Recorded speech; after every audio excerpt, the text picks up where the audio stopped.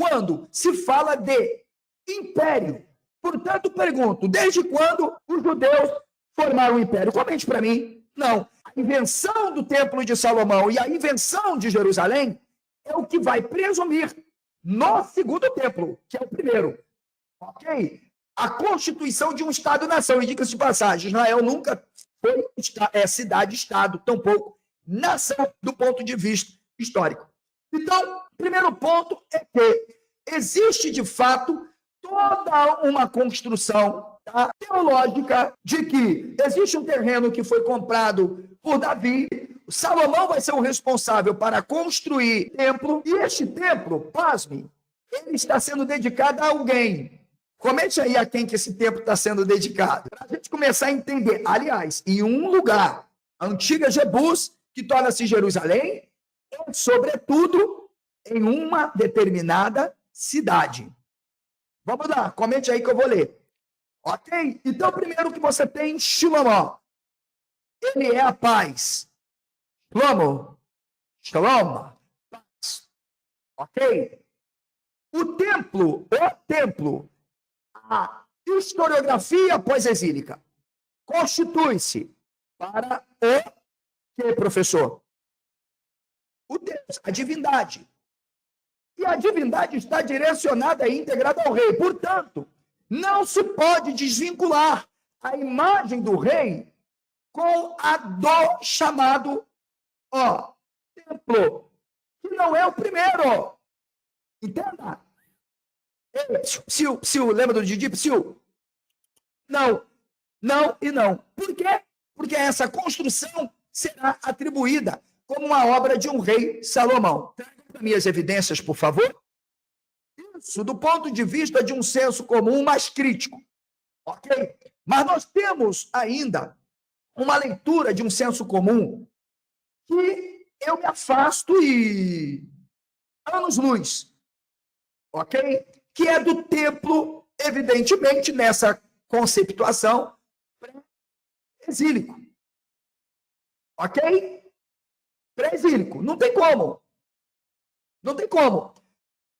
Por quê? Porque essas leituras, elas serão baseadas naquelas descrições fundamentalistas, conservadoras, que eu falei anteriormente. E mesmo, às vezes, um acadêmico liberal acaba, de alguma forma, caminhando para isso. Porque existe. Aí vem aquele ponto que você precisa saber. Na pesquisa acadêmica, não predomina-se no trabalho do acadêmico sua crença ou seu ceticismo. Mas tem um problema. Se você tem uma pessoa que ainda guarda uma certa relação para acreditar que o Deus bíblico, Javé, ele ainda pressupõe uma ideia de um Deus que foi representado ou ressignificado pelos judeus, você acaba querendo defender um autor e dizendo, não, mas está aqui, Thomas Homer, Mark Smith, vamos chamar mais quem aqui? Chivantes, né? Entre outros. Ou, por outro lado, também o cético, que simplesmente por causa de seu ceticismo, ignora as relações das fontes e ele vem e diz, não, porque está aqui, está aqui,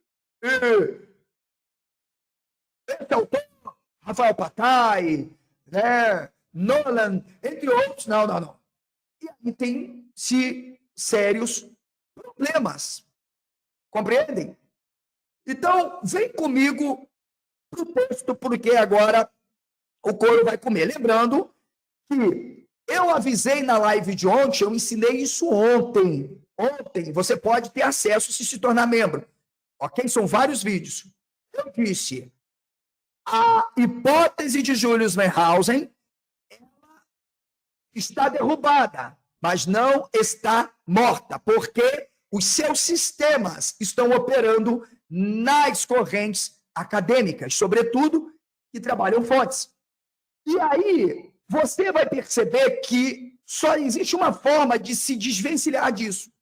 Mas, mesmo assim, você não deixa de pressupor que existem tradições trabalhando os textos.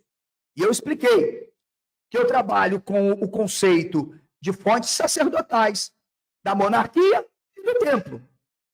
E expliquei que é possível uma fonte judaíta ou javista usar um campo correlacional semântico cognato que possa dar a legitimidade para o Elohim. Por quê? Porque eu vou dialogar com a hipótese do javismo misto, onde vai haver essa conexão Rael, Elohim, Ali Adonai, Elohim, Israel, entre outras. E não só isso, os termos, entre outros, como o Zahá, o Nekevar, ok? São termos muito precisos que eu já expliquei nessa aula, eu não posso trabalhar isso, ok? Então, eu estou aqui reafirmando que, de alguma forma, você não terá apenas o Julius Wellhausen, como você terá outros autores até o final do século 90 do século 20, como o Bright, o Forer, o Mazar, como eu falei, o Vaux, Armstrong, o Lavery,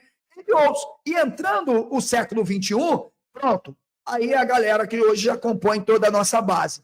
Mas todos eles no mesmo sistema. E aí fica. Qual é o caminho que nós devemos pegar se queremos entender? Primeiro, admitindo que os textos bíblicos, combinando e entendendo essas fontes, são pós-exílicas. São pós-exílicas. Ok? Não tem outra. Tá? Eu não posso querer partir de uma concepção grega de história, porque senão a minha historiografia ela se tendencia para um caminho não histórico-científico de pesquisa, sobretudo no que diz respeito a tratar da obra deuteronomista. Deu para entender? Aí fica difícil, né? Fica difícil. Por isso que eu falei, se você seguir o caminho do Thomas Homer, você vai encontrar um problema sério, porque você vai ter os profetas, porque Thomas Homer, ele vai descrever os profetas anteriores como míticos. E aí eu tenho um problema. Se você tiver olha o problema. Se eu trouxer elemento de monolatria nos profetas, o Wellhausen ressuscita. Porque aí tem fundamento mais ainda as questões das quatro fontes, porque vão perfazer ideias de períodos distintos dessas tradições, onde até se chegar ao judaísmo modelo, que tenta romper com o politeísmo. Ou seja, a constituição de uma religião monolítica e monoteísta, ela se dá a partir do exílio. O que se tem são narrativas que, na verdade, tentam intervir para transformar a história naquele real que a tradição determina. Ok? Primeiro ponto. Vem comigo para o texto, pegue papel e caneta, ou seja, membro do canal. É um texto, isso todos sabem. Não tem como. É um texto pós-exílico. Ok?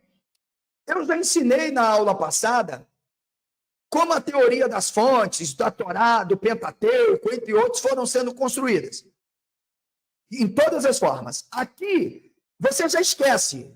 Você já tem uma obra em 500 e algumas coisas. Ok? E que vai influenciar o cronista. Crônicas, Reis, entre outros. Então, vamos a esse texto aí. Eu separei para poder facilitar para você que não é estudante de hebraico, para você que é estudante de hebraico, para você que é meu aluno ou não é meu aluno, mas estuda o hebraico. Ok?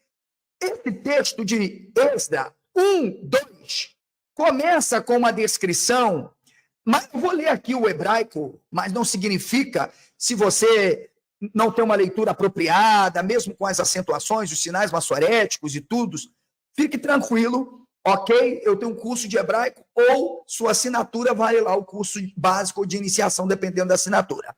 Koramar Kodesh Meler Paras. Kol. Olha agora isso aqui, ó. Mamlekot Haaretz Natan li Adonai Elohei Hashamayim Vehu Pakad Alaiv Levnot Lo Bait Birushalayim Asher Bihudá. Eu separei aqui, em vermelho, algumas coisas importantes. O verbo pakad, que eu vou sublinhar, preste atenção, verbo pakad, alive. A preposição, vamos chamar aqui, designativa com o sufixo pronominal, me, ok? O me pode trabalhar assim, porque eu tenho esse verbo aqui, que vem do tronco kar, baná, mas ele não é, ok? Aqui é um verbo no perfeito. Aqui, ó. Ele é um particípio, ok? Mas a gente vai explicar isso mais adiante. Trouxe aqui a palavra Beit Birushalayim, Beit, que é, observe, olha isso aqui, hein? Isso aqui é muito sério, o que eu vou mostrar para vocês, tá? Lembrando que este Esdra, o texto, ele vai ter duas formas de escrita, um em hebraico e um em aramaico, porque eles falam a língua lá do cativeiro babilônico e ainda estão em total conexão ligada com o berço semântico sumeriano. Pensa. Vocês estão conseguindo entender? Então eu tenho Beit Birushalayim, ok? Que é uma casa em Jerusalém, portanto, veja, que Beit não aparece com o artigo definido, poderia ser Habait Birushalayim, ou seja, a casa, ok? Em Jerusalém. Não, não tem, ok? Nós não temos ali o artigo com a volatização, não, é Beit, simplesmente Beit. Uma casa. Portanto, o substantivo, ele é um substantivo indefinido. Em Jerusalém, aqui está, se pronuncia de uma forma total. Birushalayim, pode ser, alguns pronunciam lá, se tiver o Yud, Yerushalayim, Birushalayim. Aqui, Birushalayim. Por quê? Porque isso aqui é uma preposição inseparável. B, que está na Bekelev, ok? E aqui há uma volatização da vogal longa, meia vogal, para um hirik, constituindo-se uma vogal breve.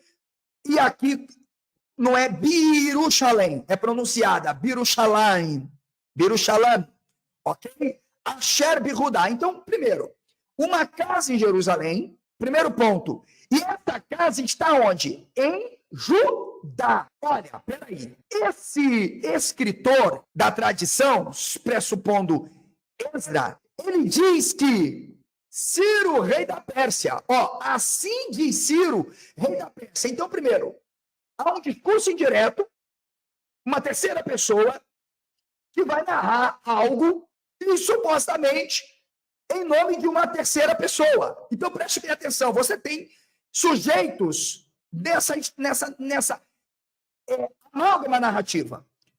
Então, quando você lê esse texto, é preciso que você leia o que está no cilindro de Ciro, que eu ensinei no vídeo para membros.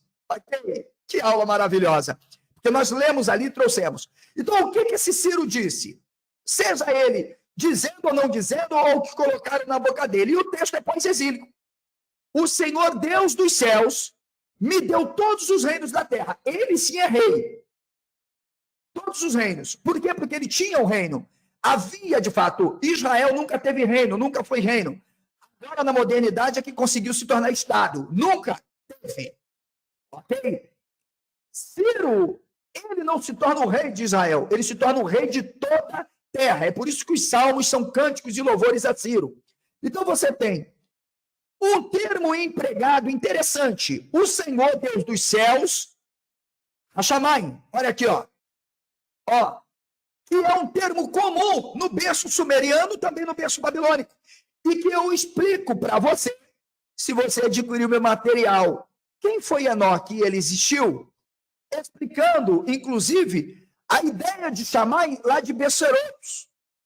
Para você entender, esse Deus aqui, esse Senhor, Deus dos céus, ó, o Senhor, Deus dos céus. Então, primeiro, vamos ver aqui, Adonai, Hashem, não é nome, é uma insígnia.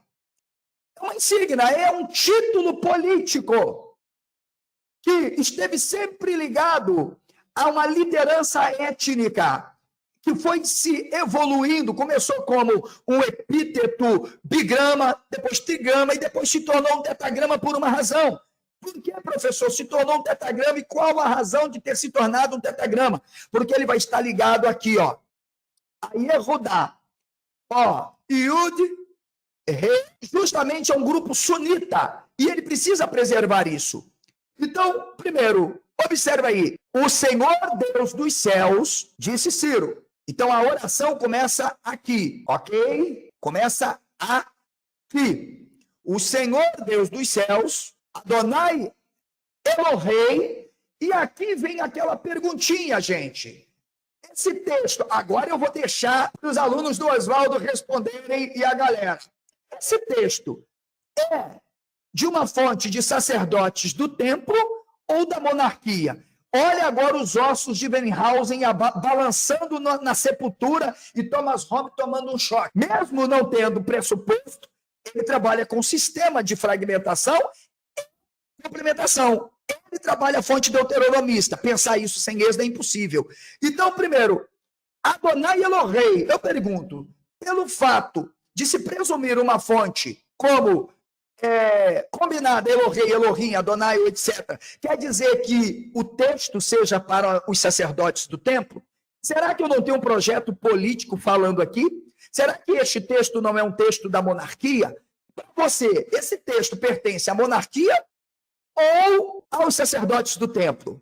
Vou deixar para vocês comentarem e adquirir o meu material que vocês vão aprender. Então, primeiro, Adonai Elohei, o Senhor Shamaim dos céus. Lembrando que aqui Elohei é um construto, ok? Um construto. Quem é considerado o Deus dos céus? Isso é algo apreendido e aprendido pela tradição quanto em Babilônia. E os persas também concebiam isso. E, portanto, o Deus do céu aqui não é Javé. Ciro, é ele quem estende os céus, estende a terra, explana, quando governa Babilônia. Mas calma, Adonai é insígnia, Senhor. E Elohei, o símbolo, é a deificação do rei. Porque não é Javé que deifica o rei. Javé é só o título. Quem deifica o rei é o conceito de Elohim, onde Javé era o Baal, onde o Baal era o Senhor, ok? Os Balaíns eram os governantes, prefeitos e os deuses patriarcais. Então você tem Adonai Elohim Hashamayim Verupakad. Agora vem o principal, hein? Vem comigo. Livnot lo bait birushalam asher bihudá. Ok. Olha agora a nossa conexão. O Senhor Deus dos céus me deu todos os reinos da terra. Portanto, Ciro é o rei senhor de toda a terra. Não há Javé em Salmos, apenas um Senhor.